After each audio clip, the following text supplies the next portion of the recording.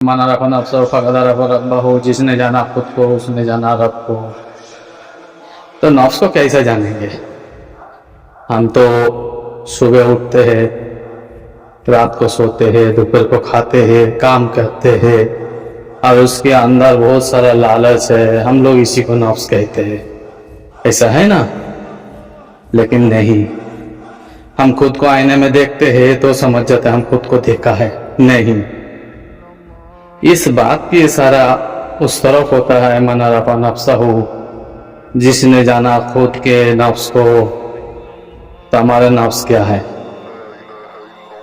तो हमारे नफ्स को अगर हम समझने जाए तो हमारे शरीर देहों के अंदर और बाहर दोनों तरफ से समझना पड़ता है।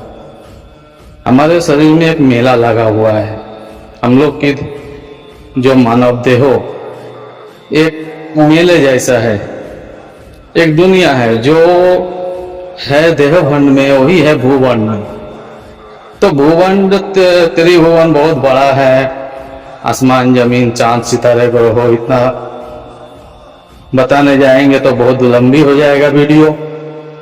इतना समझ सकता है ये एक मेला है।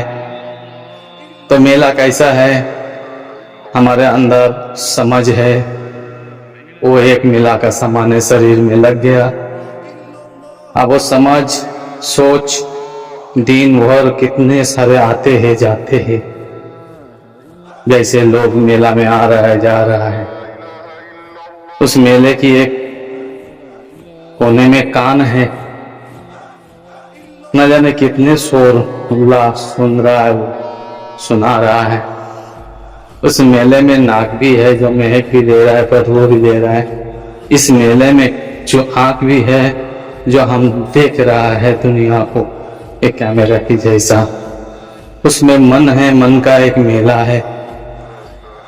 तो ये दुनिया मेला है, अपने मन के अंदर एक मेला है। तो मनारात में जाए, नफ्स को पहचानने के लिए बात होए तो नफ्स हमारा, उस नफ्स को हम लोग समझते हैं जो लोग कहते हैं कि कुल्लु नफ्सुल जायकत मौत, हर नफ्स को मौत की मजा चखना है।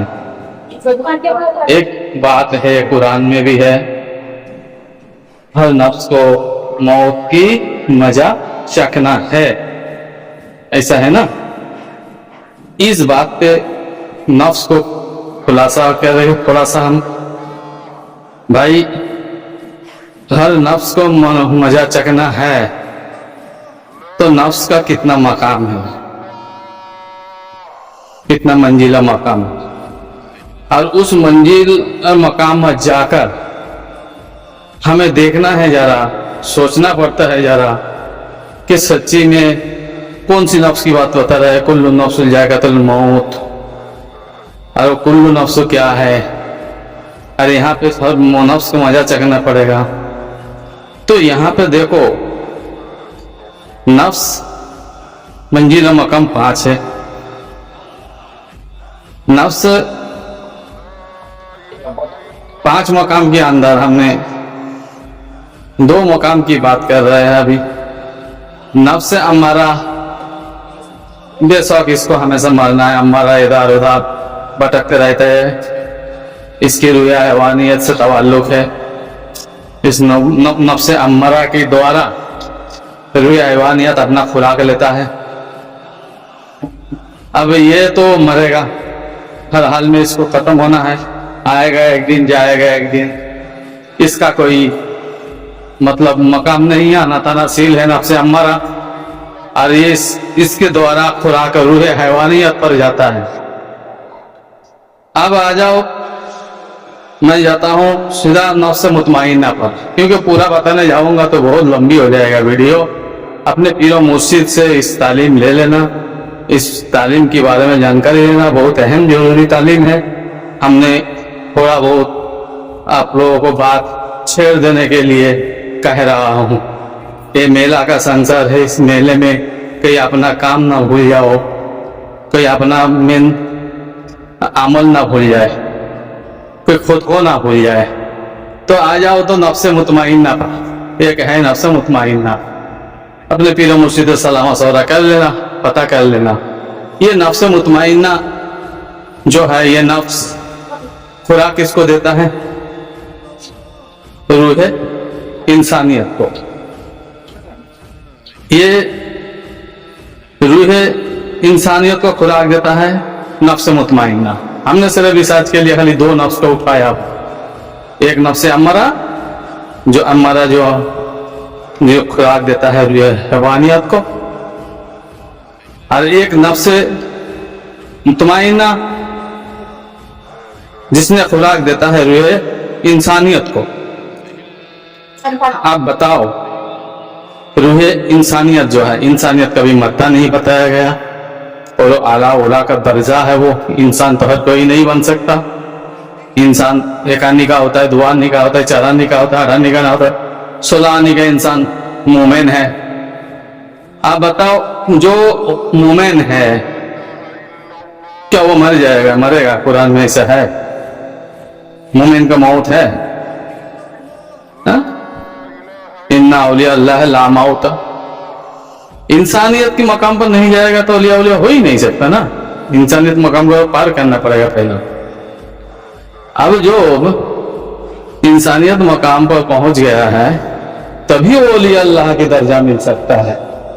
इंसानियत कोई 4 आना 8 आना 1 आना इंसानियत की करके बता नहीं सकता मैं इंसान बन गया। वो 1 आने का इंसानियत है, 4 आने की इंसानियत है, 16 आने का जिसका हो गया तो बन गया, उसका बेड़ा पार लग गया। और उसके लिए ही बताया गया है कि ला मौत। तो अब मेरा बात यह है, नफ्स मुतमइन्ना अगर खत्म हो जाएगी, क्या रूह इंसानियत कायम रह पाएगा? नफ्स मुतमइन्ना अगर मर जाएगा तो क्या रूह इंसानियत स्थिर रह पाएगा, टिक पाएगा?